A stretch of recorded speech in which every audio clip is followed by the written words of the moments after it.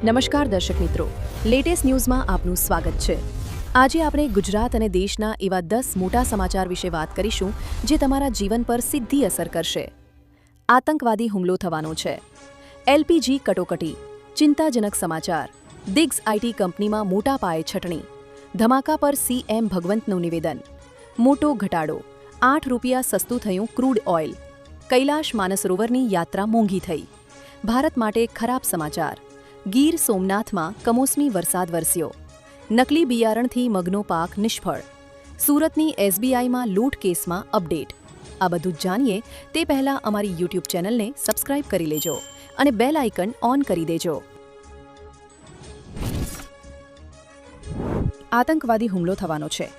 મુંબઈની જાણીતી તાજ અને ટ્રાઇડન્ટ હોટેલને આતંકવાદી હુમલાની ધમકી મળતા પોલીસ તંત્ર હરકતમાં આવ્યું છે। ધમકીભર્યા ફોન બાદ દક્ષિણ મુંબઈ અને દરિયાકાંઠાના વિસ્તારોમાં સુરક્ષા સખત કરી દેવામાં આવી હતી। મુંબઈ પોલીસે ત્વરિત કાર્યવાહી કરી ફોન કરનાર વ્યક્તિને સાયન વિસ્તારમાંથી શોધી કાઢી અટકાયતમાં લીધો છે। હાલ પોલીસ આ શખ્સની પૂછપરછ કરી રહી છે કે તેણે કયા હેતુથી આ કૃત્ય કર્યું હતું। એલપીજી કટોકટી, ચિંતાજનક સમાચાર। હોર્મુઝ સ્ટ્રેટમાંથી આવતા સમાચાર ભારતમાં એલપીજી સિલિન્ડરો અંગે ચિંતાઓ વધારવાની ધમકી આપે છે। ખાસ કરીને હોર્મુઝ સ્ટ્રેટમાં યુએસ પહેલ પ્રોજેક્ટ ફ્રીડમ હાલમાં સ્થગિત કરવામાં આવી છે। પરિણામે સ્ટ્રેટમાં ફસાયેલા ભારતીય જહાજોના પ્રસ્થાન માટેની યોજના ફરી એકવાર અવરોધનો સામનો કરી રહી છે। યુનાઇટેડ સ્ટેટ્સે જણાવ્યું છે કે આ સસ્પેન્શનનો હેતુ ઈરાન સાથેના કરારને અંતિમ સ્વરૂપ આપવા માટે છે। દિગ્સ આઈટી કંપનીમાં મોટા પાયે છટણી, વધુ એક આઈટી કંપનીમાં મહા છટણી થવા જઈ રહી છે।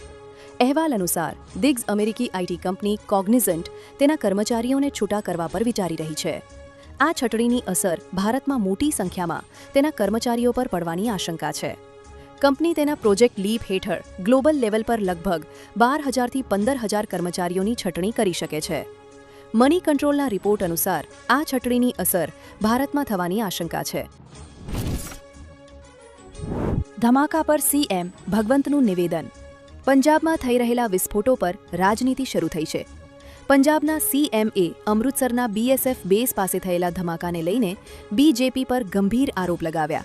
તેમણે કહ્યું, બીજેપીની આ કામ કરવાની રીત છે। જે રાજ્યમાં ચૂંટણી લડવા માંગે છે ત્યાં પહેલા રમખાણો કરાવશે, નાના મોટા ધમાકા કરાવશે। આ તમામ બીજેપીની ચૂંટણી તૈયારીઓ છે। વધુમાં તેમણે કહ્યું કે હું બીજેપીને કહેવા માંગુ કે પંજાબે ઘણા કાળા દિવસો જોયા છે। હવે પંજાબીઓ આ સહન નહીં કરે। મોટો ઘટાડો, ₹8 સસ્તું થયું ક્રૂડ ઓઇલ। ઇન્ટરનેશનલ માર્કેટમાં કાચા તેલની કિંમતોમાં 12 થી 15% ઘટાડો જોવા મળ્યો છે। ખાડી દેશોનું બ્રેન્ટ ક્રૂડ $97 પ્રતિ બેરલથી નીચે આવી ગયું છે, જેની અસર દેશના વાયદા બજારમાં કાચા તેલના ભાવમાં 13.50% વધારે ઘટાડો જોવા મળ્યો છે। ભારતમાં કાચા તેલના ભાવમાં ₹8 પ્રતિ લીટર ઓછો થયો છે। તેલના ભાવમાં ઘટાડાનું કારણ અમેરિકા અને ઈરાન વચ્ચે સમજૂતી થવાની સંકેત મળવાનું છે। કૈલાશ માનસરોવરની યાત્રા મોંઘી થઈ।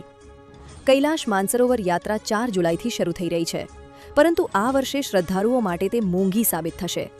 યાત્રાના ખર્ચમાં ₹35,000નો વધારો થતાં હવે કુલ ખર્ચ ₹1.74 લાખથી વધીને ₹2.09 લાખ થયો છે। કેએમવીએન દ્વારા આ વખતે પોતાની ફીમાં ₹8,000નો વધારો કરવામાં આવ્યો છે। નિગમના જણાવ્યા અનુસાર ₹65,000ની આ ફી માત્ર ભારતીય સીમામાં રહેવા, જમવા અને ગાઈડ જેવી પાયાની સુવિધાઓ માટે લેવામાં આવી રહી છે। ભારત માટે ખરાબ સમાચાર। સ્ટ્રેટ ઓફ હોર્મુઝથી સૌથી ખરાબ સમાચાર સામે આવી રહ્યા છે। વાસ્તવમાં સ્ટ્રેટ ઓફ હોર્મુઝ પર અમેરિકાનું પ્રોજેક્ટ ફ્રીડમ હાલમાં રોકી દેવામાં આવ્યું છે। આવામાં હોર્મુઝમાં ફસાયેલા ભારતીય જહાજોને નીકળવાનો પ્લાન ફરી। ગીર સોમનાથમાં કમોસમી વરસાદ વરસ્યો। હવામાન વિભાગની આગાહી મુજબ આજે ગીર સોમનાથના ઉના શહેરમાં ભારે પવન સાથે વરસાદ શરૂ થયો છે। શહેરમાં કાળા ડિબાંગ વાદળો છવાયા છે। ભારે પવન સાથે વરસાદ શરૂ થતાં ધૂળની ડમરીઓ ઉડી હતી। ઉનામાં કડાકા ભડાકા સાથે મેઘરાજ વરસી રહ્યા છે। તમારા વિસ્તારમાં વરસાદ છે કે નહીં, કમેન્ટ કરીને જણાવો। નકલી બિયારણથી મગનો પાક નિષ્ફળ। છોટાઉદેપુરના બોડેલી તાલુકામાં નકલી બિયારણને કારણે મગની ખેતી કરતા ખેડૂતો પાયમાલ થયા છે. ઊંચા કલમ અને છૂછાપુરા ગામના ખેડૂતોએ મોરકલાની દુકાનમાંથી ખરીદેલા બિયારણનું 60 વીઘામાં વાવેતર કર્યું હતું, પરંતુ છોડ પીળા પડી જતા અને શીંગો ન બેસતા પાક નિષ્ફળ ગયો છે. આશરે 6 થી 7 ખેડૂતોને મોટું આર્થિક નુકસાન વેઠવાનો વારો આવ્યો છે. છેતરાયેલા ખેડૂતોએ આ મામલે યોગ્ય તપાસ કરી વળતર આપવાની માંગ કરી છે. સુરતની એસબીઆઈમાં લૂંટ કેસમાં અપડેટ. સુરતની વરાછા એસબીઆઈ બેંકમાં થયેલી 50 લાખ રૂપિયાની લૂંટના કેસમાં ક્રાઇમ બ્રાન્ચે મોટી સફળતા મેળવી છે. પોલીસની ટીમે 1500 કિલોમીટર લાંબો પીછો કરીને બિહારની કુખ્યાત કુંદન ભગત ગેંગના વધુ 2 સાગરીતોને ઉત્તર પ્રદેશથી ઝડપી પાડ્યા છે. આ લૂંટનું સમગ્ર કાવતરું બિહારની જેલમાંથી રચાયું હોવાનું પોલીસ તપાસમાં બહાર આવ્યું છે. સુરત પોલીસ હાલ અન્ય ફરાર આરોપીઓને પકડવા ચક્રો ગતિમાન કરી રહી છે. આવી જ માહિતી મેળવવા માટે અમારી YouTube ચેનલને સબસ્ક્રાઇબ કરો અને વિડીયોને લાઇક કરો, જેથી તમને આવી માહિતી મળ્યા રાખે.